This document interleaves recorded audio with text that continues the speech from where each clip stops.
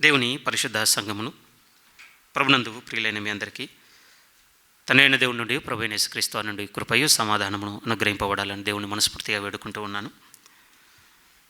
ఈ దినము ప్రభు యొక్క కృపను ఆధారం చేసుకొని నా మనసులోనైతే కొన్ని వారములు ఆ వర్తమానాల్లోనే సాగాలన్న ఆలోచన ఉన్నది. ప్రభు చిత్తము ప్రియమైన వాళ్ళారా, పరిశుద్ధ గ్రంథంలో నుండి మనము నేర్చుకున్నటకును వాటిని కలిగి ఉండుటకును వాటిలో కొనసాగుటకు ఇష్టపడి ఇక ముందుకు సాగబోతున్న విషయం ఏంటంటే, దేవుడు మనకు అనుగ్రహించినటువంటి మన క్రైస్తవ జీవితంలో మనం ఏ విధంగా ఎదగాలన్నటువంటి విషయాలు నేర్చుకోవడానికి ప్రయత్నం చేద్దాం ప్రియమైన వాళ్ళారా.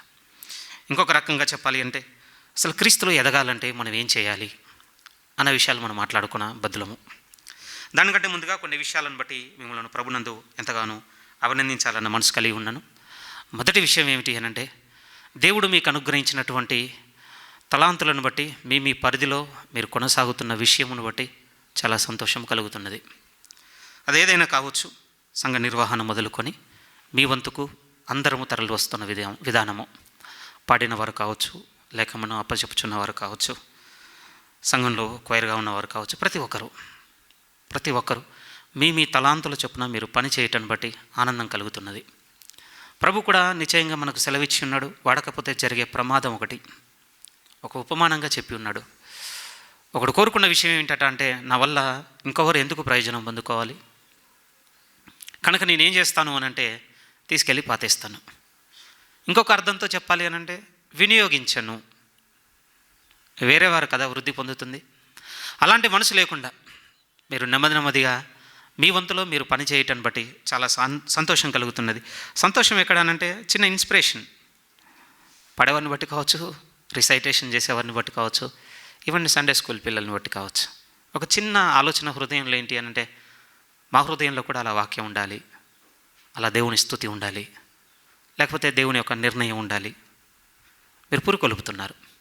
పరిశుద్ధ దేవుడు కూడా మనకు సెలవిచ్చిన మాట అదే కనపడుతుందండి. ఒకసారి ఆ మాట రిమైండ్ చేసుకుందాం. చూడండి, కొరంథీ మొదటి పత్రిక, ఎస్పెషల్లీ చర్చ్ని ఇంతగా అప్రిషియేట్ చేయొద్దు. బిగినింగ్లో చేస్తాడు, మళ్ళీ ఎండింగ్లో కూడా చేస్తాడండి. ఎండింగ్ వర్డ్ చూద్దాం. కొరంథీలకు రాస్తున్నటువంటి మొదటి పత్రిక 15వ అధ్యాయం 58వ లేఖనాన్ని చదవడానికి ఇష్టపడుతున్నాను. 58. కాగా నా ప్రియ సహోదరులారా, మీ ప్రయాసము ప్రభువునందు వ్యర్థము కాదని ఎరిగి. ఎంత అద్భుతంగా ఉంది చూడండి. ఎవరో చెబితే కాదట, ప్రయాసపడుతున్న వారు ఎరగాలంటున్నాడు. ఇది వ్యర్థం కాదు. ఏ విషయాలను బట్టి వ్యర్థం కాదు అనంటే, ఇది నేను ఇస్తున్నది మనుషులకు కాదు, ప్రభువుకి ఇస్తున్నాను కనుక ఆయన నిశ్చయముగా తిరిగి చెల్లిస్తాడన్నటువంటి ఒక అవగాహన దేవుని పట్ల, లేకపోతే బలమైన విశ్వాసము.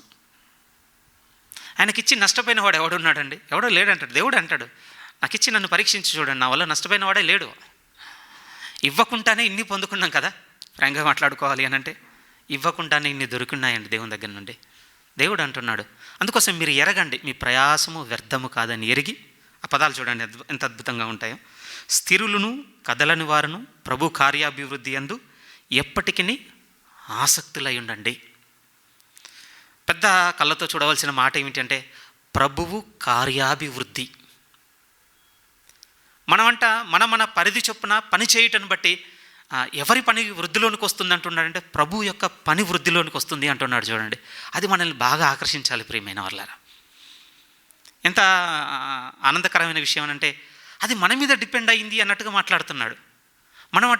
మన పరిధి చొప్పున పని చేయటం బట్టి, మన బాధ్యతను మనం ఎరుగుటను బట్టి, లేకపోతే దేవుడు మనకిచ్చినటువంటి శక్తిని ఎరుగుటను బట్టి ఎవరిది అభివృద్ధి చెందుతుంది అంటే, ప్రభు యొక్క కార్య వృద్ధిలోనికి వస్తుంది.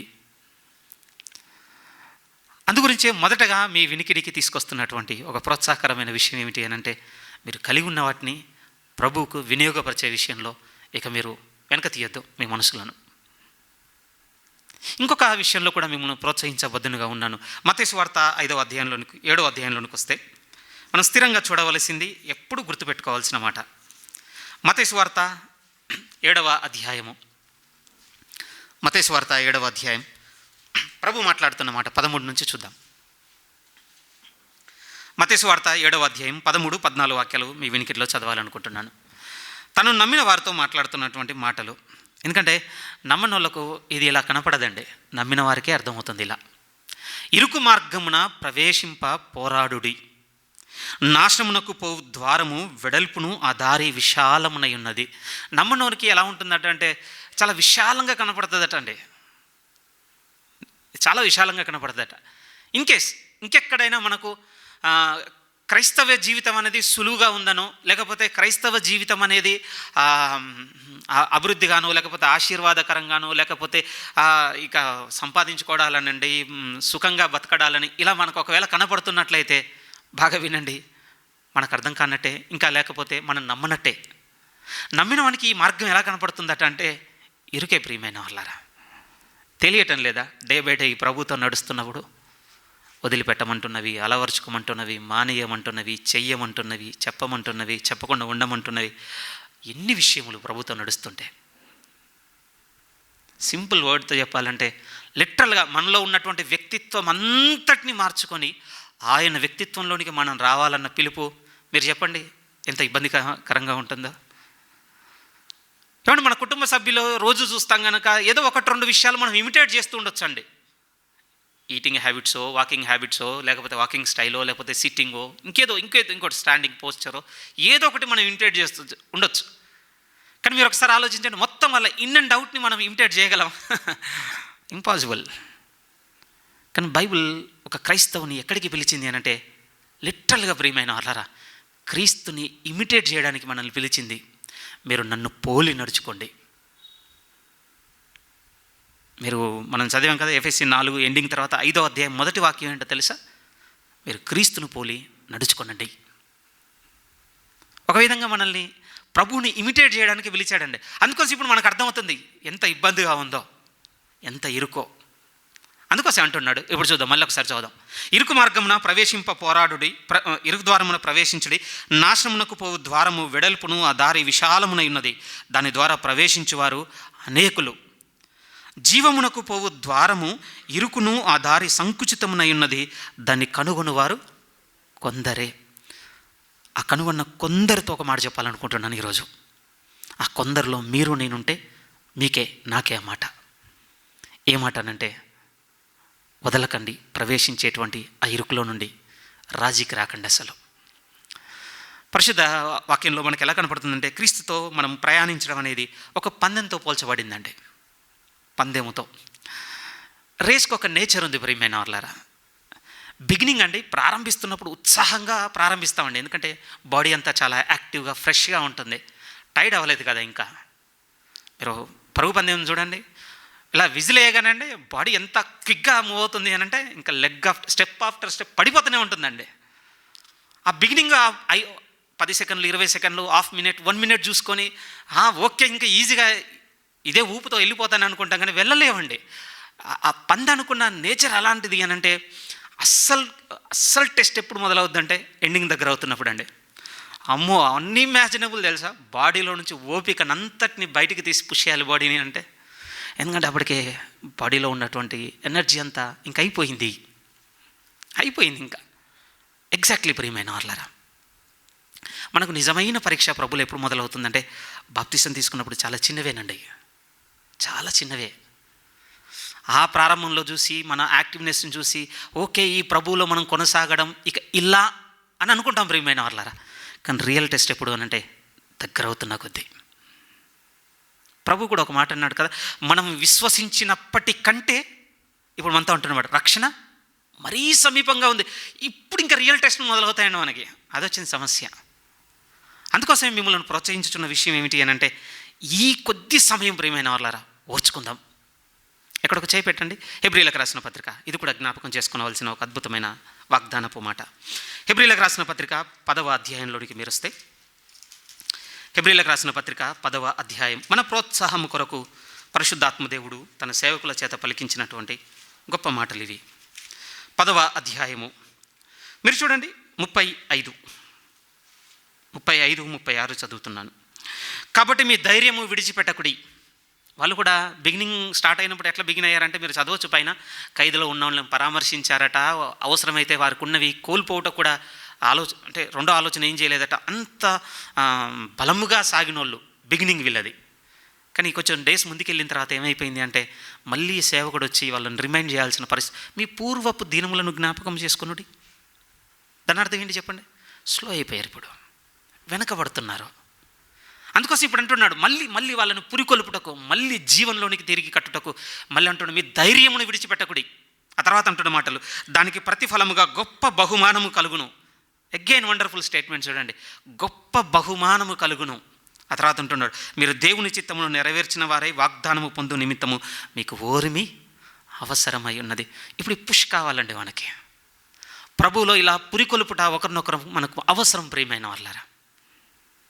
ఎందుకంటే ఇప్పుడు రాజుకి వచ్చే ప్రసక్తి లేదని మనం చెప్పుకోవాలి. ఇక నిజం చెప్పిన ప్రియమైన వాళ్ళారా, ఏమో అంటే వయసు రీత్యా నేను చిన్నవాడిని కావచ్చు, కానీ ఈ మాట చెప్పుటకు, ప్రభువును వెంబడించుటకు ఇప్పుడు చెప్తున్న మాట, ఇప్పటివరకు మనం కోల్పోయినవి ఎక్కువ, ఇక ముందు కోల్పోతున్న వాటికంటే రాబోతున్నవి కొన్నేనండి. కానీ ఒత్తిడి ఎలా ఉంటుంది అని అంటే, ఇవన్నీ మర్చిపోయాం కదా. సో రాబోతున్న వాటిని కోల్పోయే దగ్గర అబ్బో ఇది పోతుందా, అది పోతే ఎలా అన్నటువంటి ఒక చిన్న పిరికితనము ప్రభులో నుంచి మనల్ని బయటికి తీసుకొస్తుంది ప్రియమైన వాళ్ళారు. సో నేను మీతో చెప్తున్న మాట ఏంటంటే, మొదలైన దగ్గర నుంచి ఇప్పటి వరకు ప్రభు కొరకు వదిలిపెట్టుకున్నవి ఎక్కువ కనపడుతున్నాయి. వెనక్కి తిరిగి మనం చూసుకుంటే నిజముగా నిశ్చయముగా ప్రతి ఒక్కరితో చెప్తున్నమాట, వారి పరిధిలో.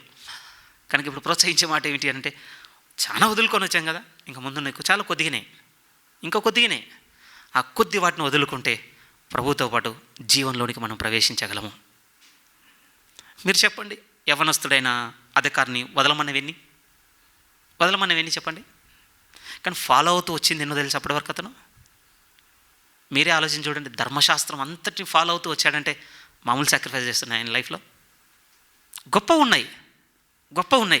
కానీ ప్రభువుని ఎదుర్కొనే సమయం వచ్చేసరికి అతను మర్చిపోయింది ఏమిటి అంటే, తను ఎన్నిటిని వదులుకొని ఈ నీతి మార్గంలో నడుచుకున్నట్టుకు ప్రయత్నం చేశాడో మర్చిపోయాడు.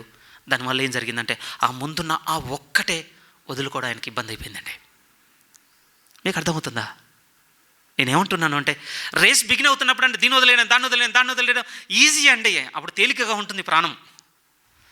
కానీ ముగింపు ఇక మనం చేరుకోవాల్సినటువంటి ఆ భాగము దగ్గర పడుతున్నప్పుడు అప్పుడు ప్రతి ఒక్క అడుగు చాలా పెయిన్ఫుల్గా ఉంటుంది.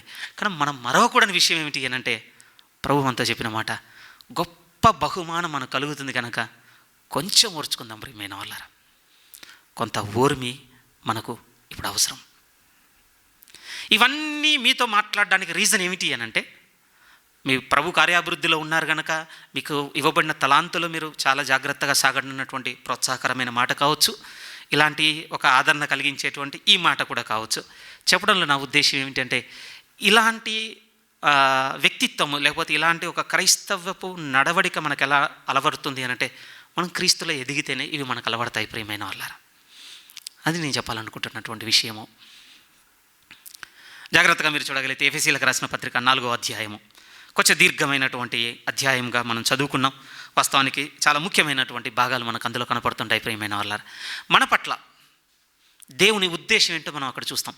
అది చదవడానికి ముందు ఒక చిన్న ప్రశ్న మీ యొక్క అవగాహనకు విడిచిపెట్టాలనుకుంటున్నాను. నా చిన్న ప్రశ్న ఏమిటి అని అంటే, మనకి ఇంకొక విషయం కూడా తెలియాలి. అసలు క్రీస్తులో మనం ఎదగకపోతే మన జీవితంలో ఎలాంటి మార్పులు ఉంటాయో కూడా మనం ఆలోచించుకుంటుండాలి ప్రియమైన వాళ్ళారా. క్రీస్తులో మనం ఎదగకపోతే మన పరిస్థితులు ఎలా ఉంటాయో కూడా మనం ఆలోచించుకుంటుండాలి. చర్చ్ టీచింగ్ అనేది ఎలా ఉంటుందండి అంటే, మేజర్గా అండి పాజిటివ్ వైపు పుష్ చేయడానికి ట్రై చేస్తుంటాయి. ఎవరు టీచ్ చేసినా మిమ్మల్ని పురికొల్పడానికో లేకపోతే మిమ్మల్ని ప్రభులో బలంగా కట్టడానికో లేకపోతే ఇవి మీరు చేయండి అని ఎప్పుడు చూడండి. మెజారిటీ టీచింగ్ మోర్ దెన్ 80-90% అంతా పాజిటివ్ వే వైపు ఎక్కువగా ఉంటుందండి. చాలా తక్కువ టీచింగ్ ఏముంటుంది అని అంటే, అలా ఒకవేళ మన జీవితం ఉండకపోతే మనం ఎంత నష్టపోతామో చెప్పేటువంటి సంఘటనలు చాలా తక్కువగా ఉంటాయి ప్రియమైన వాళ్ళారా. అలాంటిది ఈరోజు కూడా మీ యొక్క అవగాహనకు విడిచిపెడుతున్న ప్రశ్న ఏంటంటే, అసలు మన జీవితం క్రీస్తులో ఎదగకపోతే ఎలా ఉంటుందో కూడా మనకు తెలియాలండి. ఎలా ఉంటుందో చెప్పమంటారా? ఒక నార్మల్ చర్చ్ గోయర్గా మిగిలిపోతాం అంతే. మనం క్రీస్తులో మనం ఎదగకపోతే ఎక్కడ ఆగిపోతామనంటే, ఒక సాధారణంగా సంఘమునకు వెళ్ళి వచ్చేవారిగా మాత్రమే మిగిలిపోతామండి.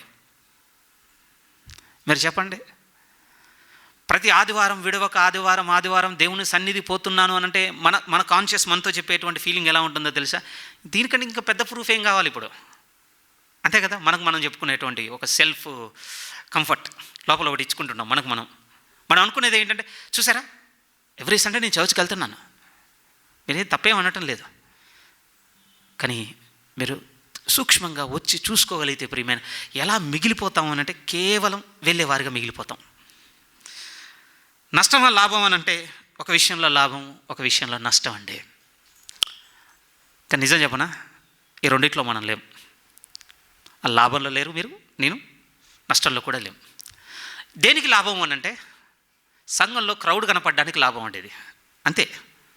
ఏది నార్మల్ చర్చ్ గోయర్గా మిగిలిపోతే, ఆదివారం వచ్చింది అనగానే 9 to 12 మాకు చర్చ్ ఉంటుందండి, పోవాలి, కనపడాలి, ఆరాధనలో పార్టిసిపేట్ చేయాలి, పాల్గొనాలి, దేవుని ఆశీర్వాదం పొందుకోవాలి, సేవను దేవుని పట్టుకోవాలి, ఇంటికి వెళ్ళిపోవాలి. దీనివల్ల అండి ఇక్కడ కూర్చుంటున్నారు ఒక క్రౌడ్ అన్నటువంటి ఈ క్రౌడ్కు లాభం అంతే.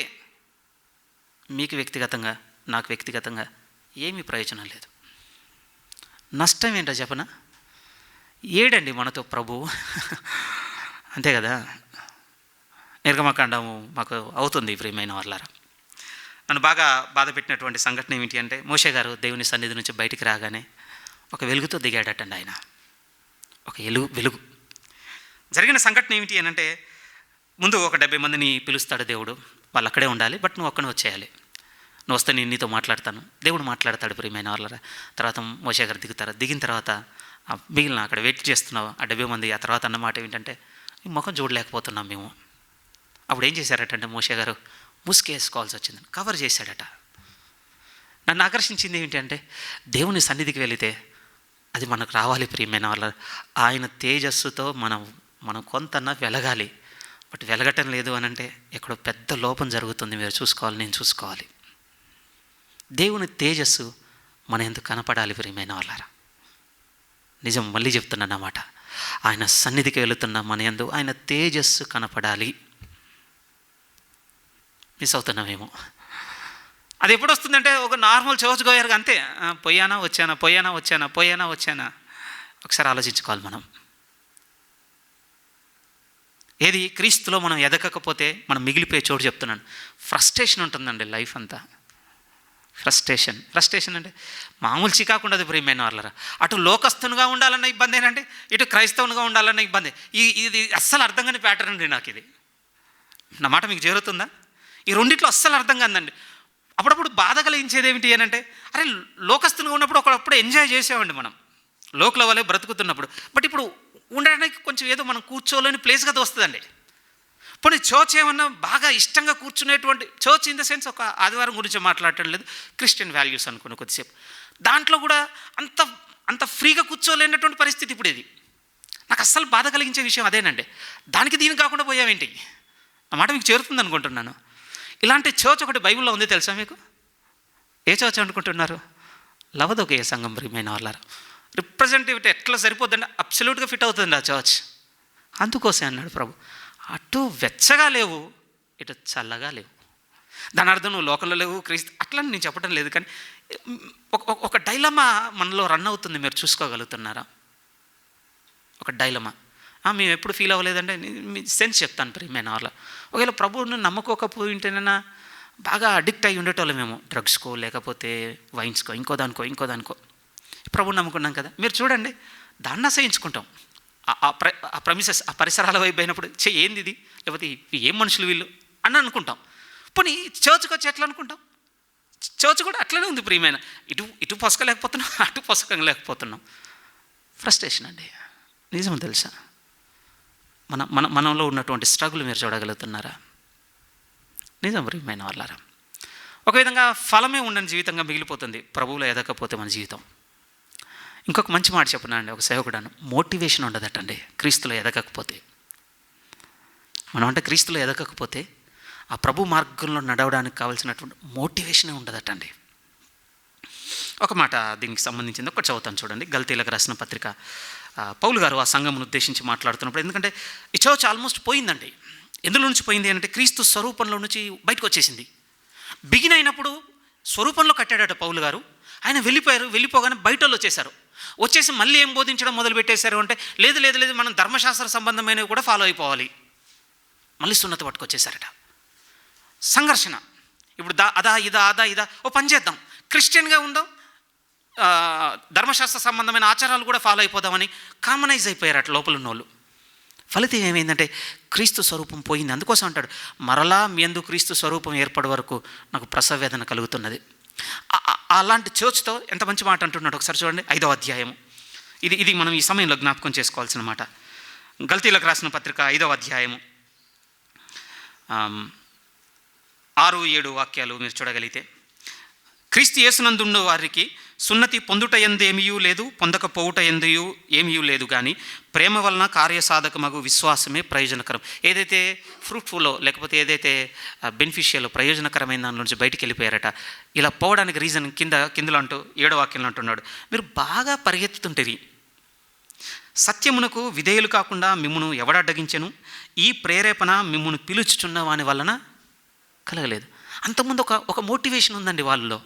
క్రీస్తు స్వరూపంలోనే సాగుతున్నప్పుడు ఒక మోటివేషన్ ఉంది ప్రియమైన వాళ్ళారా. ఇప్పుడు ఏమంటున్నాడు అని అంటే, పోయింది మీరు చూసుకుంటున్నారా? ఆ మోటివేషన్ పోయింది మీరు చూసుకుంటున్నారా? నేను ఏం అర్థం చేసుకుంటున్నాం ప్రియమైన వాళ్ళారా? ఒకప్పుడు ప్రభువులో మనం యథార్థముగా సాగుతున్నప్పుడు నిశ్చయముగా పరిశుద్ధాత్మ దేవుని ఆ ప్రేరణ, ఆ మోటివేషన్ మనకు ఉందండి. అందుకోసం ఆయన మనకు వెల్లడి చేసుకుంటూ వచ్చేసాడు ప్రియమైన వాళ్ళారా. ఇక నువ్వు చీకటిగా ఉన్నావు, ఇది నువ్వు అనుసరించవలసిన వెలుగు, ఇది నువ్వు చేయాలి, చేయటం లేదు, నువ్వు చేయడం ప్రారంభించు. చదువుతున్నప్పుడు, ప్రార్థన కలిగి ఉన్నప్పుడు, సేవకుని వర్తమానం వింటున్నప్పుడు మనల్ని మోటివేట్ చేశాడండి. మనం క్రీస్తులో ఎదగడం తగ్గిపోయింది, నెమ్మది నిర్లక్ష్య పెట్టాం. మీరు చెప్పండి, ఇప్పుడు మనల్ని మోటివేట్ చేస్తున్నాడా? అదే అంటున్నాడు పౌలు గారు ఈ సంఘంతో. ఇప్పుడు మిమ్మల్ని చూస్తే నాకు ఒకటి అనిపిస్తుంది, ఈ ప్రేరేపణ ఆయనదైతే కాదు. అందుకోసం అంటున్నా, క్రీస్తులో మనం ఎదగకపోతే ఏమైపోతుంది అంటే అసలు మోటివేషన్ ఉండదండి మనకి. మీకు అర్థం కావాలి. అలాంటిది దొరకటం లేదు అని అంటే, మీకు ఎలాంటి మోటివేషన్ దొరకటం లేదు, నాకు దొరకటం లేదంటే ఇంకా క్లియర్, మనకి వర్తమానం అవసరం అవుతుంది. లేదు నేను ఎవ్రీ డే ఎవ్రీ మూమెంట్ నేను ఇన్స్పైర్ అవుతూనే ఉన్నాను, నేను మోటివేట్ అవుతూనే ఉన్నాను అనంటే మీరు గొప్ప ధన్యులు. మీ సహవాసం, మీ స్నేహం నాకు కావాలి. దయచేసి నాతో ఉండండి నేను కోరుకుంటున్నాను. అవసరం, నన్ను వెలిగిస్తారని. సో అది నా ఇంటెన్షన్. ఇక చూద్దాం అసలు మన పట్ల దేవుని ఉద్దేశం ఏంటో ఒకసారి ఎఫెసీలకు రాసిన పత్రికలోకి వచ్చి మనం చూడగలిగితే దేవుడు స్పష్టంగా మాట్లాడుతున్న మాటలు మనం చూడగలము. 4వ అధ్యాయము, ఎఫెసీలకు రాసిన పత్రిక 4వ అధ్యాయం, పక్కనే కదా, ఒక 2 పేజీలు తిప్పండి. 4వ అధ్యాయం 11 నుంచి మీరు జాగ్రత్తగా చూడగలిగితే బిగినింగ్ వర్డే చూడండి. 11వ వాక్యము, మనమందరమును. అది బాగా గుర్తుపెట్టుకోవాల్సిన మాట, మనమందరము. ఇందులో ఈ మాటలో నేను లేను అని ఏ ఒక్కరు అనుకోకూడదు. ఈరోజు దేవుని సన్నిధిలో కూర్చున్నవారు ఇంకా క్లియర్గా చెప్తాను, ప్రభు యొక్క శరీరంలో లేకపోతే ప్రభు యొక్క శిలువ మరణం చేత పరిశుద్ధులుగా తీర్చబడిన ప్రతి ఒక్కరూ ఆలోచించవలసిన మాట ఇది. మనమందరము, ఇప్పుడు అంటున్న మాటలు చూడండి, మనమందరము విశ్వాస విషయంలోనూ దేవుని కుమారుని గూర్చిన జ్ఞాన విషయంలోనూ ఏకత్వము పొంది. ఈ పెద్ద ఫైట్ అండి ఇది. చర్చ్ యూనిటీలో ఇది ఒక పెద్ద ఫైట్. ఇక్కడ చర్చ్ యూనిటీ అంటే ఒక మన లోకల్ బాడీ గురించే కాదని మాట్లాడుతుంది, యూనివర్సల్ బాడీ గురించి కూడా మాట్లాడుతున్న మాట ప్రియమైన వాళ్ళారా. ఎందుకో తెలుసా? అక్కడ 2 పదాలు ఉన్నాయండి. ఒకటి ఫెయిత్ అట, రెండోది ప్రభువుని గురించినటువంటి నాలెడ్జ్ లేకపోతే విజ్డమ్, జ్ఞానం అట. ఈ 2 విషయాల్లో యూనిటీ రావాలి అంటున్నాడు. పెద్ద గొడవ కదా ఇప్పుడు క్రైస్తవ్యంలో. రీజన్ ఏంటో కింద కనపడుతుంది ప్రియమైన వాళ్ళ, దానికి కారణం ఏంటో కూడా మనకు తెలిసిపోతుంది. కానీ నేను చెప్తున్నాను, ఇది కొంచెం పెద్ద మాట, నా వయసు అనుభవానికి మించిన మాట, కానీ నాకు అర్థమవుతుంది నా లోపం, మీకు కూడా అర్థం కావాలి మీ లోపము. మనమందరము విశ్వాస విషయంలోనూ ఆ తర్వాత దేవుని కుమారుని గూర్చిన జ్ఞాన విషయంలోనూ ఏకత్వము పొంది సంపూర్ణ పురుషుల మగు వరకు, అనగా క్రీస్తునకు కలిగిన సంపూర్ణతకు సమానమైన సంపూర్ణత కలవారమగు వరకు ఆయన ఇలాగు నియమించెను. దేవుని యొక్క ఉద్దేశ్యం మన పట్ల ఏమిటో తెలుసా? క్లియర్గా మనకు అక్కడ కనపడుతుంది. స్పష్టంగా ఏం కనపడుతుందంటే క్రీస్తులో ఉన్నటువంటి సంపూర్ణత మనకు కూడా కావాలనేది దేవుని ఉద్దేశం ప్రియమైన వాళ్ళారా. మెచ్యూరిటీ, పర్ఫెక్షన్, కంప్లీట్నెస్, సంపూర్ణత గురించి మీకు అర్థమయ్యే పదాలు. అక్కడికి మనం చేరుకోవాలనేది ఇదే సంఘంలో పలుమార్లు ఉద్ఘాటించింది, మీ మధ్య బాగా ఎక్కువగా చెప్పడానికి ప్రయత్నం చేసినటువంటి విషయం కూడా ఇదే ప్రియమైన వాళ్ళారా. అందులో కనపడుతుంది ఏంటో తెలుసా? మన ఎదుగుదలట, మన అభివృద్ధి అట ఎందులో ఉండాలంటే క్రీస్తు సంపూర్ణతలో మన ఎదుగుదల ఉండాలి. అంతే మాత్రమే కాదు, అలా మనం ఎదుగుటకే దేవుడు తన పనివారిని నియమించుకున్నాడు అన్నట్టుగా కింద రాస్తాడు. వెంటనే కింద అంటున్న మాటలు కూడా చూడండి. ఇలాగు నియమించను. సమానమైన సంపూర్ణత వారమగు వరకు ఆయన ఇలాగు నియమించను.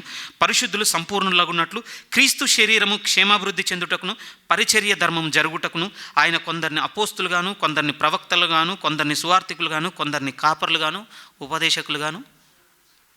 నేను కొటేషన్ ఏమనటం లేదు, ఉన్నారట వీళ్ళంతా. ఈ 5 కేటగిరీస్ ఉన్నాయి. నేను ఎవరిని కొట్టేయలే. దేవుని ఉద్దేశం కొట్టివేయబడితే వీళ్ళు కొట్టివేయబడినట్టండి. అది నిలిచి ఉంది అంటే వీళ్ళు నిలిచి ఉంటారు అంతే. నిజం ప్రియమైన వాళ్ళు. పోనీ ఒకసారి ఇలా ఆలోచిద్దాం నెగిటివ్గా, వ్యతిరేక అర్థంతో ఏం చూద్దామంటే, అసలు ఎందుకు నియమించాడు దేవుడు? కాపర్లను కావచ్చు, ఉపదేశకులను కావచ్చు, సువార్థికులను కావచ్చు, బోధకులను కావచ్చు, ప్రవక్తలను కావచ్చు. ఎందుకు? విశ్వాసుల మీద వారు అభివృద్ధి చెందుటక, విశ్వాసుల ద్వారా లోకంలో ఉన్నవి పోగు చేసుకున్నటక, లేకపోతే విశ్వాసుల ద్వారా లోక సంబంధమైనవి ఆశించుటక? ఎందుకు నియమించాడు? పర్పస్ ఒకటేనండి. దేవుని ఉద్దేశం ఒకటే. క్రీస్తు సంపూర్ణతకు సమానమైన సంపూర్ణతలో ఎదిగించుటకు వీరు నియమింపబడ్డారు. దేవునికి ఇంకొక ఉద్దేశం లేనే లేదు ప్రియమైన వాళ్ళారా. ఇంకా ఎక్కడుందబ్బా అది, సడన్గా స్ట్రైక్ అవటం లేదు.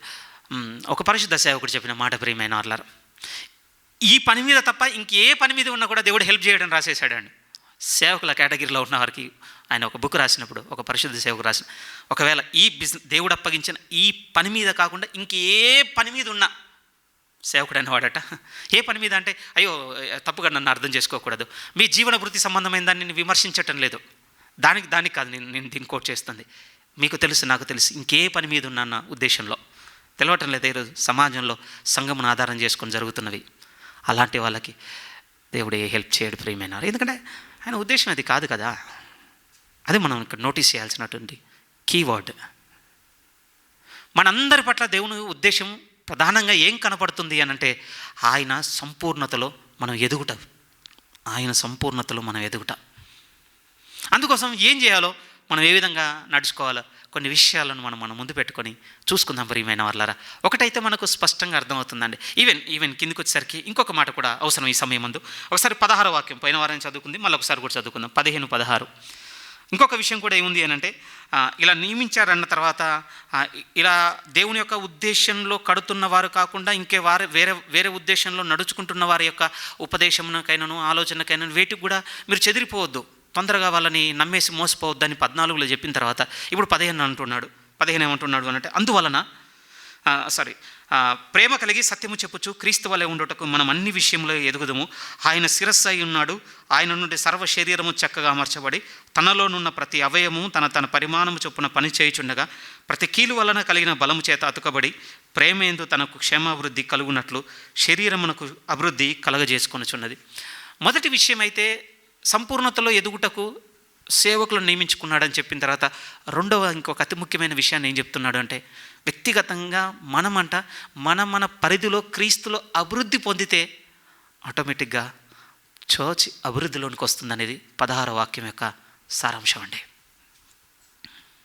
బాగా ఇది మీ హృదయానికి చేరాలి. ఎందుకంటే ఈరోజు ఒక కార్పొరేట్ సిస్టమ్ నడుస్తుంది ప్రియమైన వాళ్ళ సంఘాలలో, చిన్నది మొదలుకొని పెద్దదాని వరకు ఒక కార్పొరేట్ వ్యవస్థ, పెద్ద వ్యవస్థ నడుస్తుందండి. దానికి చాలా స్కీమ్స్ ఉన్నాయి, చాలా స్కామ్స్ ఉన్నాయి దాని వెనక. మనం ఏం పిచ్చోళ్ళు ఏం కాదు, అంత అమాయకులకే ఏం కాదు, బయట ఏం జరుగుతున్నాయో తెలుసుకోలేనంత. ఎందుకు పోతున్నాయి ఇవన్నీ? చర్చి మ్యాగ్నిఫై అయిపోవాలి, పెద్దదైపోవాలి. ఇది దేవుడు అనటం లేదు వృద్ధి అని.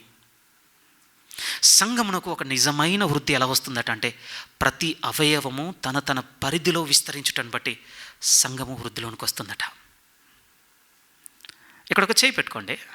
అపోస్తుల కార్యంలో ఒక అద్భుతమైన మాట చదువుకుని వద్దాం. మళ్ళొకసారి అవసరం మాట. అపోస్తుల కార్యములు 13వ అధ్యాయము. చాలా క్లియర్గా నోటీస్ చేస్తామండి దేవుని దృష్టిలో సంఘం కట్టబడుటకు ఉన్నటువంటి అర్థములను. ఇంకెవరో ఇస్తున్నటువంటి నిర్వచనం కాదు, పరిశుద్ధాత్మ దేవుడు ఇస్తున్నటువంటి నిర్వచనమే. చూడండి ప్లీజ్, ఒక్క నిమిషం అండి.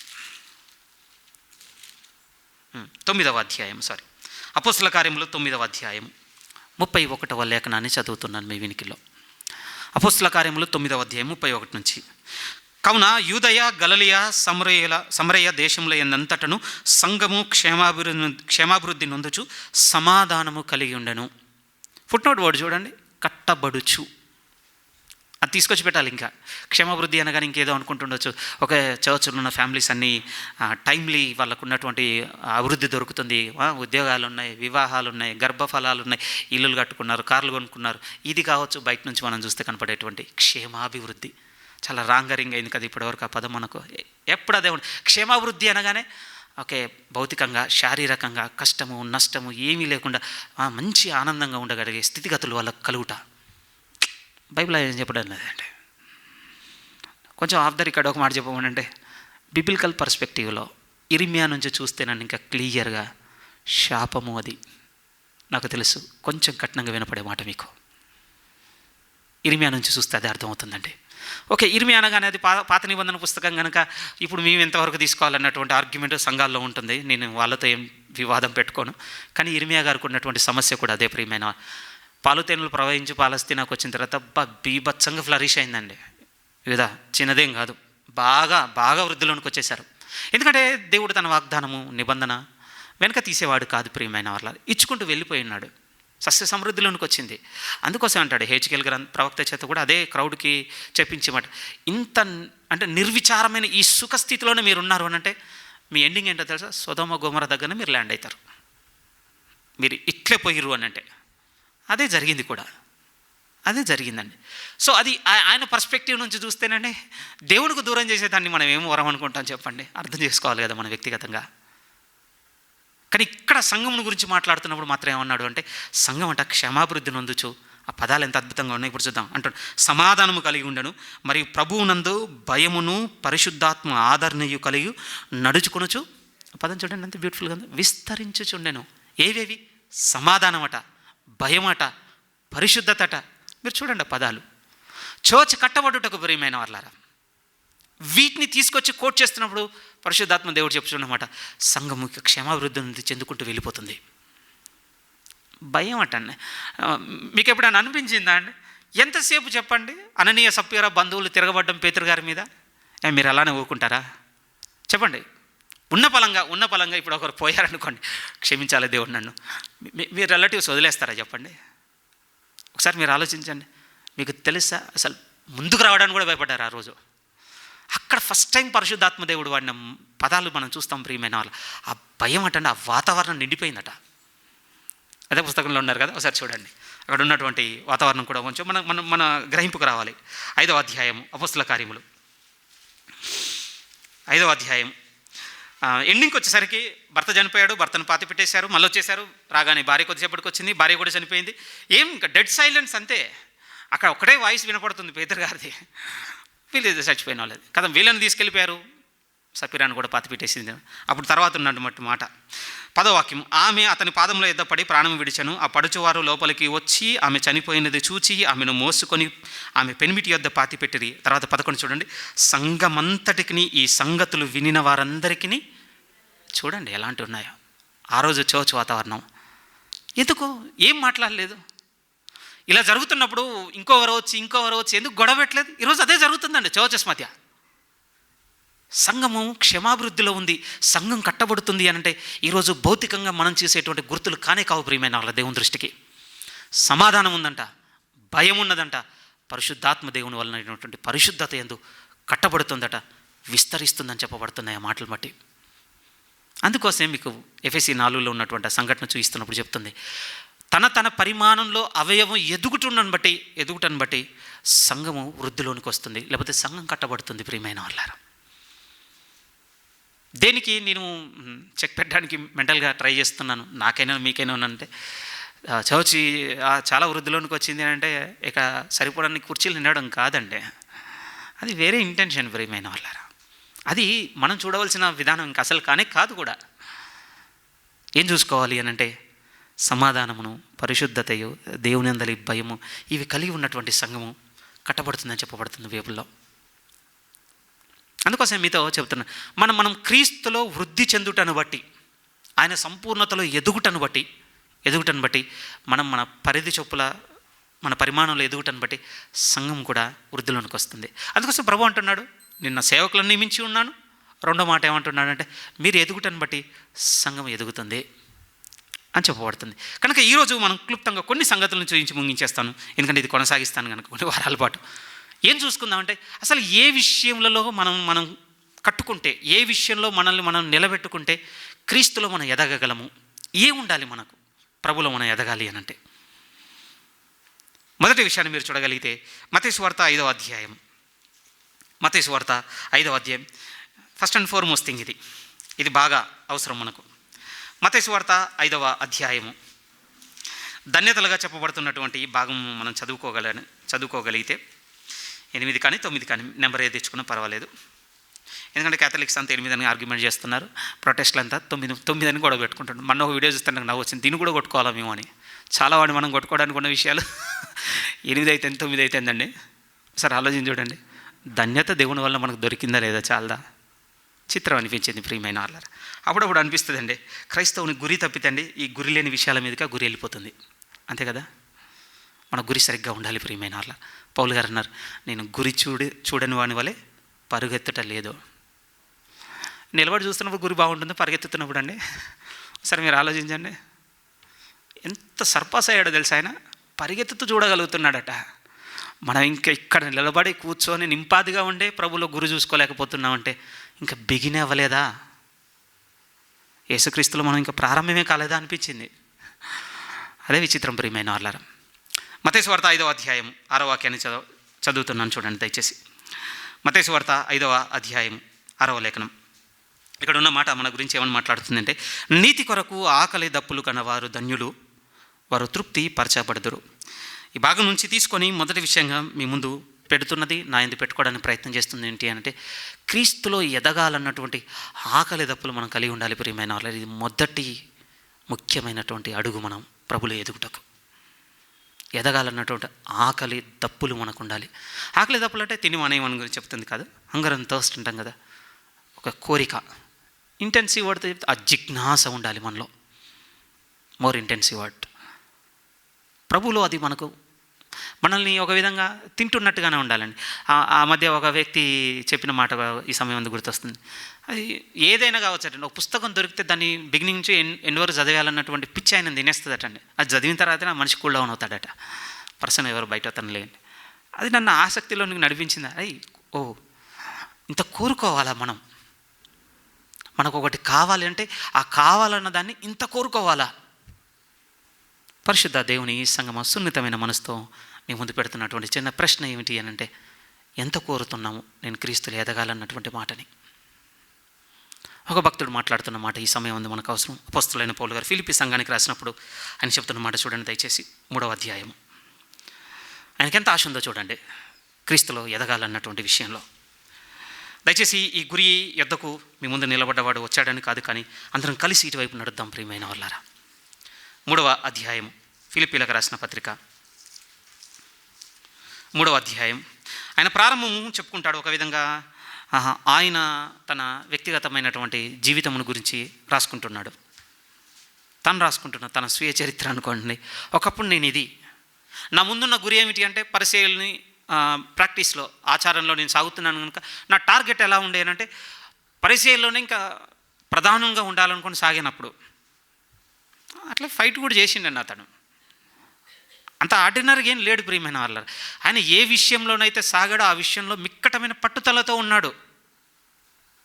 నాకు ఆసక్తిగా అనిపించింది, నన్ను పురికొల్పింది ఈ మధ్యకాలంలో ఏమిటి అని అంటే, మీరు చూడండి, పర్పస్ రాంగ్ ఉందని తెలిసిన తర్వాత పర్పస్ను మార్చుకున్న తర్వాత ఆయనలో ఉన్నటువంటి వ్యక్తిత్వం మాత్రం అలానే ఉంది ప్రియమైన వాళ్ళ.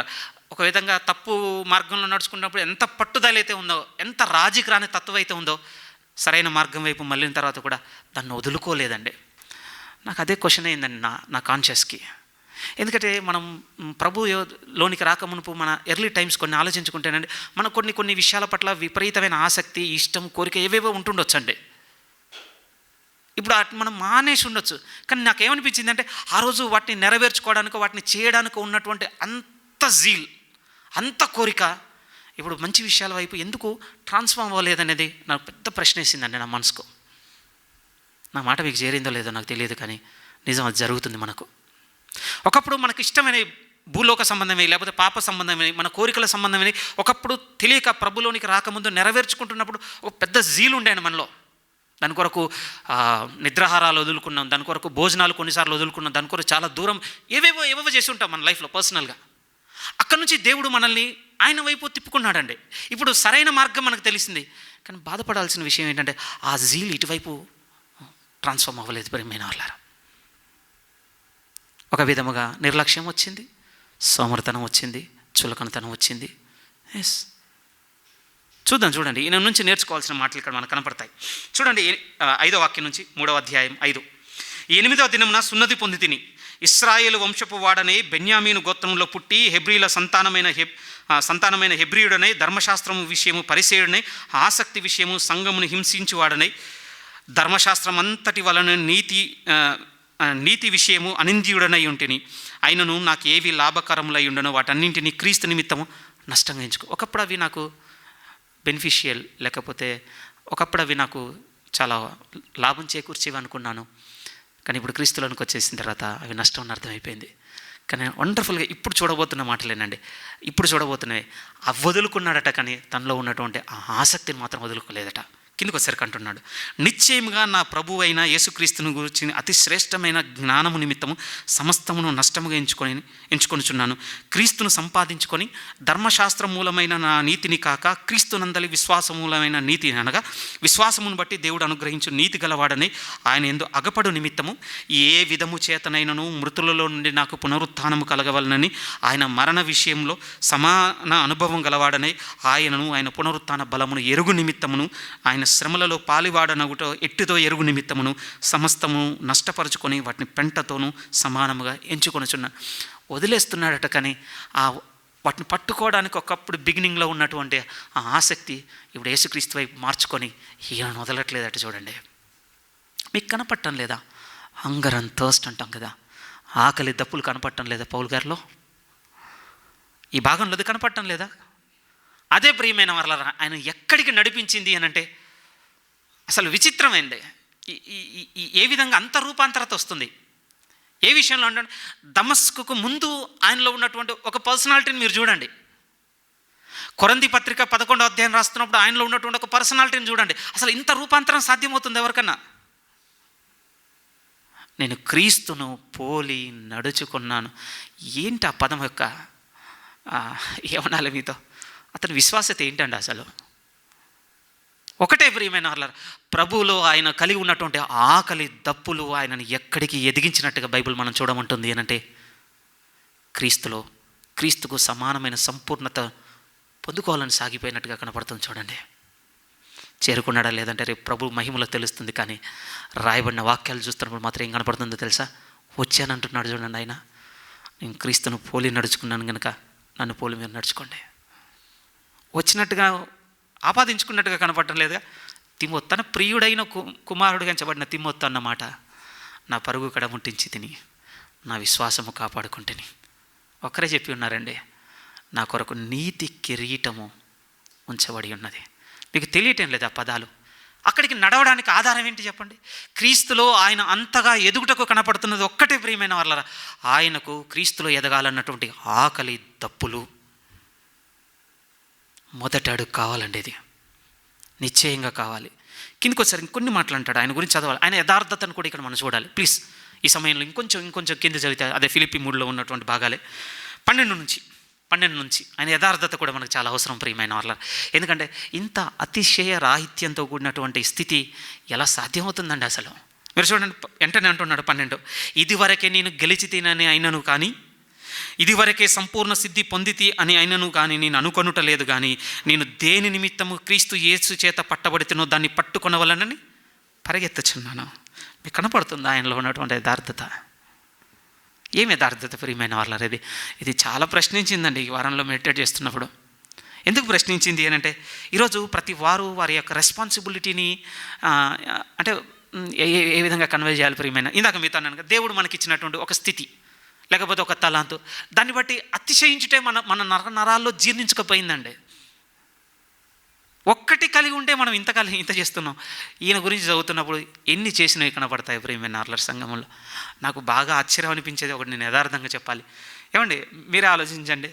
మీకే అంటే ఒక విధముగా ఆత్మ సంబంధమైన ప్రత్యక్షతలు కావచ్చు, లేకపోతే సూపర్ న్యాచురల్ గైడెన్స్ మీకు చాలా బలంగా దొరికింది అనుకోండి, చెప్పుకోకుండా మీరు ఉంటారా? కొరది సంఘంతో రాసినప్పుడు ఆయన ఏమంటాడు తెలుసా? మీకంటే ఎక్కువగా నేను భాషల్లో మాట్లాడగలను, మీకంటే ఎక్కువ దర్శనం. ఎందుకు ఆ మాట చెప్పాల్సి వస్తుంది? ముందు నుంచే చెప్పుకోవచ్చు కదా, నాకు ఇది కలిగింది, నాకు అది వచ్చింది, నాకు అది వచ్చింది. అదేం లేదు ప్రియమైన వారలారా, అదేమీ లేదండి ఆయన హృదయంలో. సమయం వచ్చింది, సందర్భం వచ్చింది, కొంచెం కలిగే మీరు ఇంత ఎగురుతున్నారా మీ చర్చ్లో? నేనెవరికి చెప్పుకోవాలి నా పరిస్థితి? మీకంటే ఇంకా అధికంగా ఉన్నాయి నాకు. చెప్పుకున్నానా నేనేమన్నా? ఎందుకో తెలుసా అండి, ఒకే ఒక ఉద్దేశము, ఆయన తనలో ఉన్నటువంటి ఆకలి దప్పులను ఆర్పుకోవటం లేదు ప్రియమైన వాళ్ళారా.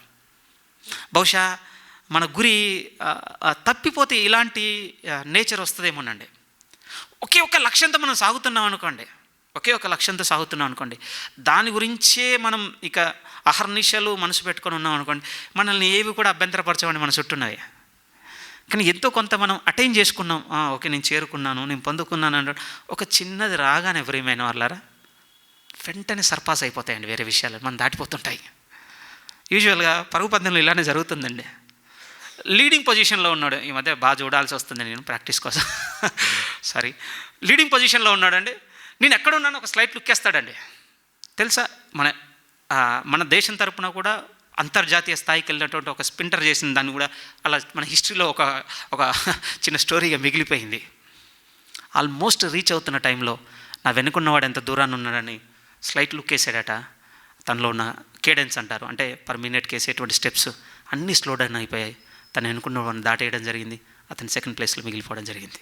ఆ రోజు అతను ఫస్ట్ వచ్చించేటండి, అతని పేరు ఇంకోలా రింగ్ అయ్యేది కంట్రీ వైడ్గా, మొత్తం మారిపోయింది. బహుశా కొంతమంది నోటీస్ చేస్తుండొచ్చు, మిల్కా సింగ్ గురించి చెప్తున్నప్పుడు ఈ స్టోరీ చెప్తుంటారు బయట.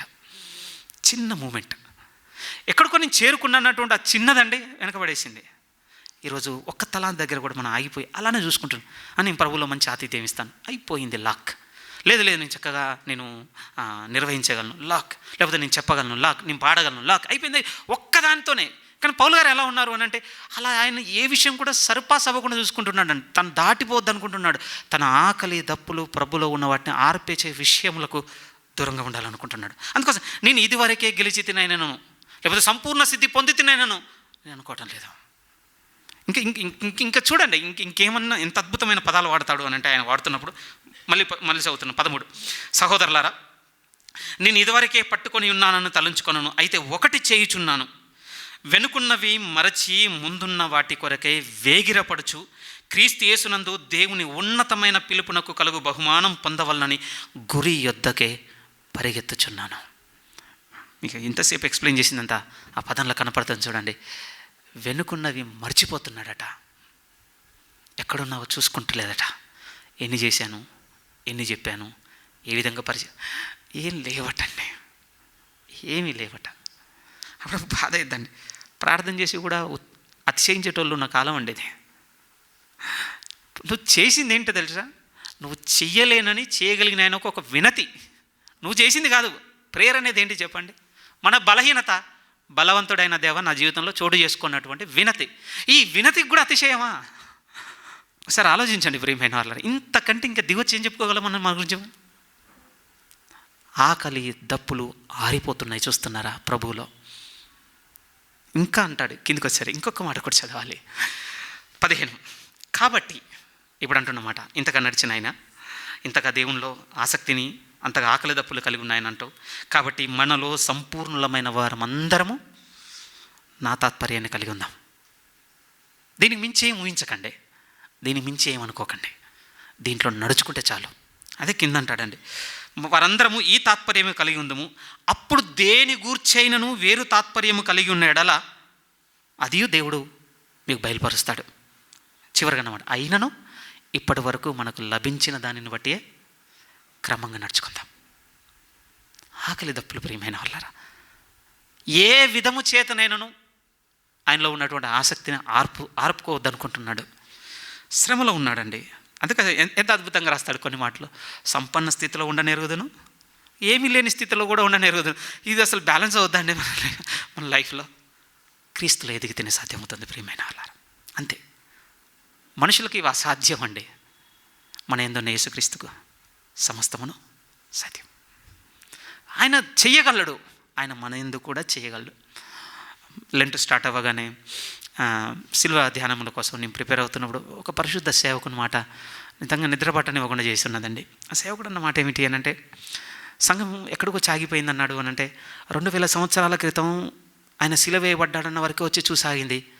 కానీ సంఘం చూడవలసిన వెలుగు ఏంటంటే ప్రతిదినము ఇప్పటికీ ఆయన శిలువ వేయబడుతున్నాడట. నీ యందుండి నా యందుండి అక్కడికి చేరుకోవాలన్నప్పుడు నా హృదయం చాలా పెనిట్రేట్ అయిపోయింది ప్రియమైన, లోపల కూర్చుకుందన్నమాట. అరే ఎక్కడ 2000 సంవత్సరాల క్రితం ఆగిపోయాను నేను క్రీస్తులో. అంత పాస్ట్ అండి మన దేవుడు, మన ఫెయిత్ అంత బోల్డా? ఒకసారి మీరు ఆలోచించండి. ఎక్కడికి వచ్చి చూడాలట అంటే ప్రతి దినము ఆయన శిలువ వేయబడుతున్నవాడుగా ఉన్నాడు. చాలా బాగా తగిలిందండి ఆ మాట. నిజము. అలా వేయబడకపోతే ఆయన అబద్ధం అవుతాడు ప్రియమైన వాళ్ళారా. దాని అర్థం ఆయన మన యందు లేనివాడు అవుతాడు. మన యందున్నాడా ప్రభు అన్నమాట. నన్ను వెంబడించేవాడు తను ఉపేక్షించుకొని తన శిలువను ఎత్తుకొని రావాల్సిందే. ఓహ్, నేను చూడాల్సిన వెలుగు ఇంతలో అవుతుందా ప్రభా? నేనెంత గుడ్డిగా ఉంటే నువ్వు అప్పగించినటువంటి సమాజం ఇంకెంత చీకట్లో పెడుతున్నా వేదన కలిగి ఉండే రాత్రి. చాలా బాధ కలిగిందండి ఆ సంఘటన. ఆ సేవకుని మాట చాలా లోతుగా తగిలింది. కానీ ఈ భక్తుడు అంటున్నమాట మొదటిగా చూస్తున్నది ఆకలి దప్పులు ప్రియమైన వాళ్ళ. అయ్యో ఇక్కడితో ఆపేస్తాను. ఎందుకంటే 11 విషయాలు ఉన్నాయి, ఎక్స్టెండ్ చేసుకుందాం, నెమ్మదిగా మాట్లాడుకుందాం ప్రియ. ఫస్ట్ ఫోర్మోస్ట్ థింగ్గా మీ హృదయంలో విత్తుతున్న మాట ఏమిటి అంటే ప్రభువు ఎడల ఆకలి దప్పులు కలిగి ఉండండి ఆయనలో ఎదగాలని. ఏం చేయాలో తెలియటం లేదంటే ఇంతకంటే నేను ఇంకేం ఎగ్జాంపుల్ చూపించలేను మీకు. అలవడుటకు ఎక్సర్సైజెస్గా నేను నా పరిధిలో కొంత ఎక్స్ప్లెయిన్ చేశాను. దీన్ని చదవండి, ఈ చిన్న పోర్షన్ తీసుకొని 15 వాక్యాలే కదా, చదివి చూడండి. ఈ భక్తుడు వెంబడించినటువంటి మార్గంలో పరిశుద్ధాత్మ దేవుడు మీ పరిధిలో మిమ్మల్ని కూడా ప్రేరేపిస్తాడు, నన్ను ప్రేరేపిస్తాడు. చదివితే మనకు తెలుస్తుంది, ఇంతగా నేను ఆశించాలా, ఇంతగా నేను కోరుకోవాలా, ఇంతగా నేను ఎదగాల. ఎందుకంటే అండి ప్రభులో ఎదుగుదల అనేది ఫైనల్ వర్డ్ చెప్పి ముగించేస్తాను ప్రియమైన వాళ్ళ. యేసుక్రీస్తులో ఎదుగుదల అనేది గ్యారంటీ ఏం కాదండి, ఆప్షనల్. నిజము. దాని అర్థం ఏమిటి అని అంటే ఇక అంటే నేను ప్రభులో బిగిన్ అయ్యాను కనుక ఇంకా ఆటోమేటిక్గా నేను ఎదిగేస్తాను, ఎదుగుదల వచ్చేస్తుంది వస్తూ కనుకనే ఎన్ని సంవత్సరాలు గ్యారంటీ అంటాం, అట్లా గ్యారంటీగా మిగిలిపోతుందేమో అని మీరు అసలు అనుకోవద్దు. అట్లా భ్రమ పడినా పడవద్దు ప్రియమైన వాళ్ళ. అంత భ్రమతో కూడే సంఘటన అయితే ఇంతకెందుకు వేదన పడాలినే ఈ భాగంలో? ఆప్షనల్. బైబిల్లో కొన్ని కాంటెక్స్ట్లు చూద్దామా? అంటే ప్రభువులో ఎదగకుండా మిగిలిపోయేటువంటి పరిస్థితులు కూడా ఉంటాయంటే ఉంటాయని చెప్పింది బైబిల్. ఒకసారి చూడండి, హెబ్రీలకు రాసిన పత్రిక 3వ అధ్యాయం. గబగబ ఒక 4 పోర్షన్స్ చూపించి ముగించేస్తానండి. ఆ రిఫరెన్స్లు చూద్దాం, అవి మనకు క్లియర్గా వెల్లడి చేస్తుంటాయి ప్రియమైన వాళ్ళారా. మనకి తెలిసిపోతుంది మనం కేర్ఫుల్గా లేకపోతే ఆప్షనల్గా మిగిలిపోతుందని. 3వ అధ్యాయం హెబ్రీలకు రాసిన పత్రిక 3వ అధ్యాయం 12వ వాక్యం నుంచి చూడండి. సహోదరులారా, జీవము గల దేవుణ్ణి విడిచిపోవునట్టే విశ్వాసం లేని దుష్ట హృదయము మీలో ఎవని యందైనను ఒకవేళ ఉండునేమో అని జాగ్రత్తగా చూసుకోండి. మనం చూసుకోవాల్సిందేనండి. ఒక మాట చెప్పనా, మనం క్రీస్తులో ఎదిగామా లేదా అనేది మనకే తెలుసు ప్రియమైన వాళ్ళారా. ఇంకొకరు చెప్పాల్సిన పని లేదు, మనకు తెలుస్తుంది. అంతకు మించి ఇంకేం చెప్తాను చెప్పండి? మళ్ళీ చెప్తాను అదే మాట, మనకు తెలుస్తుంది. అందుకోసం అంటున్నాడు, ఎటుపోతుంది అసలు డే బై డే ఎటుపోతుంది నా హృదయము. ఎందుకంటే ఇక్కడ భక్తులు మాట్లాడుతున్నప్పుడు అంటే విశ్వాసం లేని దుష్ట హృదయం కూడా మారిపోద్దా? అసలు బాప్తీసానికి ఒకరోజు మనం నిర్ణయం తీసుకొని నీళ్ళలో దిగామంటే దాని అర్థం ఏంటి చెప్పండి? మన హృదయమును ప్రభు వైపు మనం ట్యూన్ చేసుకున్నాం, ప్రియమైన అంగీకారంలోనికి తెచ్చుకున్నాం. అప్పటి వరకు అనుసరించినవన్నీ సరే. ఇక్కడ ఒక చేయబెట్టండి, ఎన్ని చేతులు పెట్టిస్తామంటే 2 చేతులు కదా, పర్వాలేదు. ఎఫెసీయులకు రాసిన పత్రిక 4వ అధ్యాయం. ఒకప్పుడు మన పూర్వపు స్థితిని గురించి మాట్లాడినప్పుడు అక్కడ అన్న లేఖన భాగాన్ని చదువుదాం, అది రిమైండ్ చేస్తే మనకు కొంచెం గుర్తొస్తుంది. ఇప్పుడు 4వ అధ్యాయం 17, 18, 19 వరుసగా చూడండి ఏమనుంది అక్కడ మన గురించి. ఏమనుంది? కాబట్టి అన్యజనులు నడుచుకున్నట్లు మీరిక మీదట నడుచుకొనవలదని. మీరిక మీదట అని ఎందుకంటున్నాడు? ఒకప్పుడు నడుచుకున్నాం కనుక మీరిక మీదట నడుచుకొనవలదని ప్రభువునందు సాక్ష్యం ఇచ్చుచున్నాను. వారైతే అంధకారమైన మనస్సు గలవారే తమ హృదయ కాఠిన్యం వలన తమలో ఉన్న అజ్ఞానము చేత దేవునిలో నుండి కలుగు జీవంలో నుండి వేరుపరచబడిన వారే, ఈ పదాలు చూడండి, తమ మనస్సుకు కలిగిన వ్యర్థతను అనుసరించి నడుచుకొనుచున్నారు. ఒకప్పుడు మనం చేసింది కూడా అదే, బాప్తీసం తీసుకోవడానికి మునుపు. కానీ బాప్తిసం రోజు మనం చేసింది ఏంటంటే మన హృదయ వ్యర్థతను అనుసరించి నడుచుకున్నటువంటి ఒక తీర్మానంతో మన హృదయమును ప్రభు వైపు తిప్పుతున్నటువంటి ఒక అంగీకారంతో, ఒక సమ్మతితో ప్రభు దగ్గరికి ఆ రోజు మనం చేరుకున్నాం ప్రియమైన వాళ్ళారా. కానీ హెబ్రీ గ్రంథకర్త రాస్తున్నప్పుడు ఏమంటున్నాడంటే, ఇప్పుడు ఒకసారి చూసుకోండి మీరు, విశ్వాసము లేని దుష్ట హృదయంగా ఎదిగిందా మీది? యేసుక్రీస్తులో ఎదగలేదట. అక్కడ ఒక భాగంలో చెప్తూ అంటున్నాడు, విశ్వాసం లేని ఒక ఎదుగుదలట అండి. ఇదేం ఎదుగుదల ప్రియమైన వాళ్ళారా? బహుశా ద్రాక్ష తోటలో అంజూరపు చెట్టు ఎదుగుదల కావచ్చు ఇది. ప్రభు మార్గంలో నంచుకుంటూ వెళ్ళిపోతున్నప్పుడు విస్తారముగా ఆకులతో నిండి ఉన్నటువంటి ఇంకొక అంజూరపు చెట్టు ఎదుగుదల కావచ్చు ఇది. ఎదిగిందంటే ఎదిగింది, అది కూడా బాగా ఎదిగిందంటే. ఎంత బాగా ఎదిగిందట అంటే అప్పుడప్పుడు విచిత్రం అనిపిస్తుంది ప్రియమైన. లోకంలో కూడా ఒక మాట ఉంటుందండి, ఆకులు ఎక్కువ ఉన్న దాని పనులు ఎక్కువ ఉండటండి, తెలుసా? అదొక మాట చెప్తుంటారు. అట్లా ఎదిగింది ఇది కూడా. విపరీతంగా బలం తీసుకుంది. దానిలో ఉన్న సారాన్ని ఫలాలకు ఇవ్వకుండా అందంగా కనపడటకు, దూరంగా ఉన్నవారు మోసపోయేటట్టుగా కనపడుటకు విపరీతంగా ఆకులు కొమ్మలతో, తెలుగు పదంతో బాగా ఏమనాలి, బలిసి పెరిగిపోయింది అనమాట. విపరీతంగా పెరిగింది. దగ్గరికి వచ్చి ప్రభు చూశాడు, ఏది ఈ ఎదుగుదల దేనికి మూలమైంది? విశ్వాసం లేని దుష్ట హృదయపు ఎదుగుదల ఒక ఆప్షన్. ఇంకొకటి చూడండి ప్లీజ్, ఇది కూడా ఎదుగుదలే, ఇది కూడా ఒకటి ఉందట. మత్తయి సువార్త 24వ అధ్యాయం. మత్తయి సువార్త 24వ అధ్యాయం. మీకు తెలుసా, మనం చూడబోతున్న భాగాలన్నీ సంఘంతో మాట్లాడిన మాటలు. ఇది బాధ పెట్టవలసిన మాట. 24వ అధ్యాయం మత్తయి సువార్త ఎండింగ్ ప్రియమైన వాళ్ళారా. 12వ వాక్యం. కనెక్టివిటీ కోసం 9 శోధనలండి. అప్పుడు జనులు మిమ్మల్ని శ్రమల పాలు చేసి చంపెదరు, మీరు నా నామము నిమిత్తం సకల జనముల చేత ద్వేషింపబడదురు. ఇక్కడ నుంచి కేర్ఫుల్గా చూడండి. అనేకులు, చర్చ్లో అనేకులు అభ్యంతరపడి ఒకడినొకడు అప్పగించుకొని ఒకడినొకడు ద్వేషించుతారు. అనేకమైన అబద్ధ ప్రవక్తలు వచ్చి లోకంలో ఉన్నవారిని కాదు, సంఘంలో ఉన్న అనేకులను మోసపరిచారు. పలువురు అంటే కొంతమంది అని కాదు, అనేకులు ఇంకొక పదం అర్థం. సంఘంలో ఉన్న అనేకులను మోసపరిచేదారు. ఇక్కడ చూడండి, ఇక్కడ కూడా ఒక ఎదుగుదల కనపడింది. కానీ ఎదుగుదల ఎందులో ఉందట అంటే, అక్రమము విస్తరించుట చేత అనేకుల ప్రేమ చల్లారిపోయింది. ఇక్కడ కూడా ఒక ఎదుగుదల ఉందండి చర్చ్ది. కానీ ఈ చర్చ్ ఎదుగుదల ఎందులో ఉందో తెలుసా? అక్రమంలో. అక్రమంలో. విచిత్రం అనిపిస్తుంది ప్రియమైన వాళ్ళారు. మనకెప్పుడు ఎగ్జాంపుల్గా మనం దేని మధ్య ఉన్నామో తెలుసా? మనం ముందు వెనక ఎటువైపు చూసినా ఒక వ్యవస్థ చేత నడవబడుతున్న చోట ఈ చిన్న సంఘం ఉందండి. అప్పుడప్పుడు సంఘ పాదిరి గారు మనకు చెప్తూ ఉంటారు. నాకు అనిపిస్తుంది ప్రియమైన వాళ్ళు, ఈరోజు చర్చెస్ కూడా అదే బిల్డ్ చేసేయండి. పైకి కనపడుతుంది, సేవగా కనపడుతుంది ప్రియమైన వాళ్ళ. ఆ ట్రంప్ కార్డు కింద చేయవలసినవన్నీ చేసుకుంటున్నారండి. స్కీములు, స్కాములు, చిట్టీలు, వడ్డీలు, లేకపోతే లోక సంబంధమైన వీటన్నిటి చేసేవారు ఉన్నారండి. ఏం విస్తారణం చెప్పండి. ఇది ఎలాంటి విస్తరించుట, ఇది ఎలాంటి విస్తరించుట. ఇందులో కూడా ఎదుగుదల కనపడుతుంది ప్రియమైన వాళ్ళారా. కానీ ఇది ఎంత విచిత్రంగా ఉంది. ఒకరోజు ఏం చేశారట తెలుసా? ప్రభు చెప్పినాడు, ఆ దినమున అనేకులు వచ్చి నీ నామమున ప్రవచించితిమి, నీ నామమున అద్భుతములు చేచితిమి, ఇవన్నీ మాట్లాడుదురు. ఎవరు వీరు? వీరు కూడా విస్తరించిన వారే. కానీ ఆ రోజు ప్రభు అన్నమాట, మీరెవరో నేను మిమ్మును ఎరగను. ఏంటండి ఇది? అవి ఫేక్ వర్డ్స్ ఏం కావండి. ఆ రోజు ప్రవచించిన వారైనా, బోధించిన వారైనా, అద్భుతములు ఫేక్ ఏం కాదు. మరి ఏంటి ఇవన్నీ? విస్తరించారు. ప్రభువు దగ్గరికి రానంత వరకు ప్రతి చెట్టు నేను ఫలిస్తుందనే అనుకుంటుందటండి. ప్రభు దగ్గరికి వచ్చిన రోజు తెలిసిపోతుంది ప్రియమైన వాళ్ళరా, నా యందు ఫలములు లేవు అని. మీరు ఏ చెట్టుగా ఉన్నారో, నేను ఏ చెట్టుగా ఉన్నాను, వ్యక్తిగతమైన ప్రశ్నకు వదిలేస్తున్నాను. మూడవది ఒకటి చూడాలి. తిమోతికి రాసినటువంటి, లేకపోతే హెబ్రీలకు రాసిన పత్రిక 5వ అధ్యాయం. ఇది కూడా ఒకటి చూద్దాం. ఇది చూసిన తర్వాత తిమోతికి వెళ్దాం. హెబ్రీలకు రాసిన పత్రిక 5వ అధ్యాయం. ఇక్కడ కూడా ఒక ఎదుగుదల కనపడుతుందండి.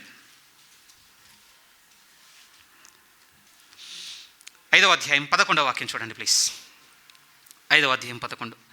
ఇందును గూర్చి మేము చెప్పవలసిన అనేక సంగతులున్నవి, కానీ మీరు వినుటకు మందులైనందున వాటిని విశదపరచుట కష్టము. కాలమును బట్టి చూచితే మీరు బోధకులుగా ఉండవలసిన వారై ఉండగా దేవోక్తులలో మొదటి మూలపాఠములను ఒకడు మీకు మరలా బోధింపవలసి వచ్చెను. మీకు ఇందులో ఏమైనా గ్రోత్ తెలుస్తుందా? గ్రోత్ ఉంది ప్రియమైన వాళ్ళ. ఇది ఎలాంటి గ్రోత్ తెలుసా? మొదటి ప్రేమను వదిలినటువంటి ఎదుగుదల కదా. ఒక సంఘంతో చెప్పినాడు, ఎఫెస్లో ఏం జరుగుతుందట? నీ కష్టమును, నీ ప్రయాసమును, నీ క్రియలను అన్నిటిని నేను ఎరుగుదును. అది మాత్రమే కాదు, నువ్వు శ్రమలను సహించి అలిసిపోలేదని కూడా నాకు తెలుసు. అది మాత్రమే కాదు, అపోస్తులు కాక ఏ అపోస్తులని చెప్పుకుంటున్న వారు నీ మధ్యకు రాగానే నువ్వు వారిని గుర్తించి వారిని బయటికి గెంటేసావని కూడా నాకు తెలుసు. అయినను నీ మీద నేరము ఒకటి మోపవలసింది. ఏంటి, అన్ని వదిలేసి కూడా ఇన్ని చేయగలమా? లేకపోతే ప్రభువు కోరుకున్నది వదిలేసి కూడా ఇన్ని చేయగలం అంటే చేసిందట ఒక సంఘం ఒకరోజు.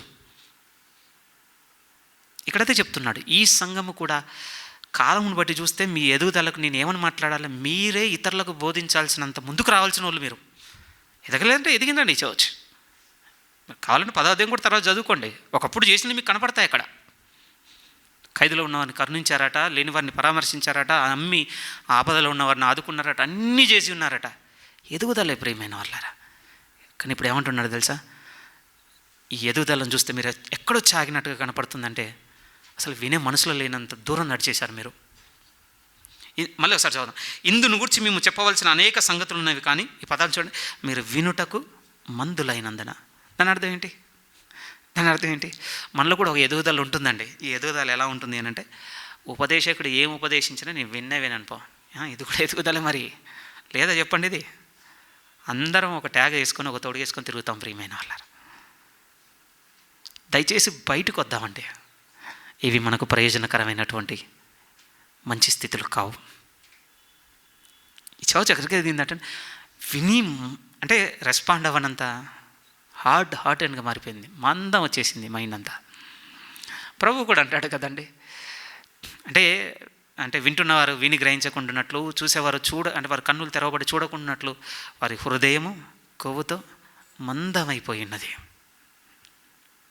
బహుశా ఈ సమయంలో ఆ మాట కలపడానికి ప్రయత్నం చేయొచ్చు అనుకుంటున్నాను. సారీ, కొంచెం ఎక్కువ టైం అయింది. ఏ మాటను కలపచ్చు అంటే, ఈ ఐహిక సంబంధమైనటువంటి సంగతులన్నీ మన హృదయంను మందం చేస్తున్నాయండి డే బై డే. ఈ లోక సంబంధమైన సంగతులన్నీ నాకేం తెలియటం లేదంటే లూకాసు వార్త 24 చదువుకోండి ప్లీజ్, అక్కడ ఉంది. వీటన్నిటి చేత మీరు మందంగా ఉంటే ఆ దినం మీ మీదకి ఊరి వచ్చినట్టుగా వస్తుంది. నాకు తెలియదు మన ఎదుగుదల ఏ చోట నిలబెట్టిందో. లాస్ట్ అండ్ ఫైనల్ వర్డ్ అండి, ఇది కూడా ఎదుగుదలగానే ఉంది. ఇది ఇంకొక విచిత్రమైందండి. ఇది కూడా చర్చ్తోనే మాట్లాడుతున్నాడు. చూడండి, తిమోతికి రాసిన మొదటి పత్రిక 5వ అధ్యాయం. తిమోతికి రాసిన మొదటి పత్రిక 5వ అధ్యాయం. బిగినింగ్గా చూసుకోవాలి వాస్తవానికి, కాకపోతే మీ మనసులు నొప్పించుట మొదట నాకు మనసు లేదు కనుక చివరికి చూపిస్తున్నాను వీటిని. 5వ అధ్యాయం, తిమోతికి రాసిన మొదటి పత్రిక 5వ అధ్యాయం. సందర్భం ఏమిటి అంటే, సంఘంలో ఉన్నటువంటి అందరి గురించి బాధ్యతలు రాస్తుంటాడు పౌలు గారు. కన్యకలు, యవ్వనస్తులు, వివాహమైన వారు, అన్ని డిగ్రీస్ గురించి రాసిన తర్వాత విధవరాండ్ర గురించి చెప్తున్నప్పుడు ఒక మాట అంటాడండి. ఎంత బలమైన మాట రాయబడింది చూడండి. 11, యవ్వనస్తులైన విధవరాండ్రను లెక్కలో చేర్చవద్దు. వారు క్రీస్తునకు విరోధముగా నిరంకుశులైనప్పుడు తమ మొదటి విశ్వాసమును వదులుకొనిరను తీర్పు పొందిన వారై పెండ్లాడ గోరుదురు. మరియు వారు ఇంటింట తిరుగులాడచ్చు, బద్ధకరాండ్రవుట మాత్రమే కాక ఆడారాని మాటలాడచ్చు, వదరబోతులను పరుల జోలికి పోవారవుటకును నేర్చుకుందరు. అరే, ఇలాంటి ఎదుగుదల కూడా ఉంటుందా చర్చ్లో? ఉంటుందట. పరిశుద్ధాత్మ దేవుడు చెప్తున్నాడు. మీరు చూడండి, ఏ స్థితి నుంచి ఎటు వెళ్ళిపోతున్నారు అసలు. ఓకే, కాంటెక్స్ట్లో యవనస్తులైన విధవరాండ్రు ఉన్నారు, మాకు సంబంధం లేదని మీకు అంటుండొచ్చు. ఒకసారి నేను ఏం చేస్తానంటే దానికి చిన్న టేప్ అతికిస్తానండి. ఆ తర్వాత చదివి చూడండి, అందరికి అప్లికేబుల్ ఇది. వాళ్ళని పెట్టి చూసి వాళ్ళు మాత్రం ఈ పని చేస్తారు, మేము చేయమనడానికి లేదు ప్రియమైన వాళ్ళ. ఏ పనిలో ఉన్నారు? ఒక పెద్ద బిజినెస్ మొదలు పెట్టారటండి వీళ్ళు. ఏముందట మళ్ళీ ఒకసారి చదవచ్చు. అది ఎలా ఉందటంటే 13 చదవదాంలేండి. 12లో మనం ఉండకపోవచ్చు, మళ్ళీ పెళ్ళాడకూడదు దాంట్లో ఉండకపోవచ్చు, కానీ 13 తీసుకుందాం. ఎందుకంటే మనం ప్రధాన్ని స్కిప్ కొట్టే మైండ్ సెట్తోనే ఉంటాం కదా. 13 చూడండి ఏమనుంది.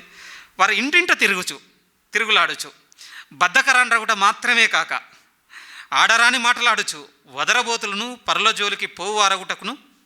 అరే, నేర్చుకుంటారట. మీరు చూడండి, మేబీ ఇల్లు దూరంగా ఉండి ఈరోజు మనం ఫిజికల్గా పోకపోవచ్చు, ఫోన్లు బాగోతాయి కదా, చెప్పాలి మరి, పోతాయి కదా మనకి. వదరబోతులు, లేనివి మాట్లాడేవారు. ఏమండి, ఈ సెక్షన్లు మీకు తెలుస్తలేదా? ఇది కూడా ఒక ఎదుగుదలే ఉందండి. ఇది క్రీస్తుల ఎదుగుదల కాదు ప్రియమైన వాళ్ళారా. క్రీస్తుల ఎదుగుదల కాదు ఇది. ప్రభు రేపు వచ్చినప్పుడు చూడాలనుకుంటున్న చెట్లు కావు. మంచి పాట కదా. నేను కూడా మన గృహకుడికలో విన్నప్పుడు బాగా అనిపించిందండి. ఇలాంటి పాట కూడా రాసి ఉన్నారా? ఒకసారి ఆలోచించము. నిజంగా ఆలోచించాలి మనం. ఎలాంటి ఫలములను ఫలించుటకు దేవుని వనంలో మొక్కలుగా ఉన్నాం మనం. మీ ఆలోచనకు, మీ వినికిడికి విడిచిపెడుతున్నాను. మొదటి విషయం మాత్రం ఆయనలో ఎదగాలన్నటువంటి ఆకలి దప్పులు మనకుంటే దేవుడు అంటూ నిశ్చయముగా వారు తృప్తి పరచబడతారు. ప్రియమైన వాళ్ళారు, ఎదుగుతారు. నిశ్చయంగా చెప్తున్నాను, వారు ఎదుగుతారు. మూడవసారి కూడా చెప్తున్నాను, ప్రభు ఎడల ఎదగాలని ఆకలి దప్పులు కలవారు ధన్యులు. నిశ్చయంగా వారు ప్రభువులో ఎదుగుదురుగాక. ఆమేన్.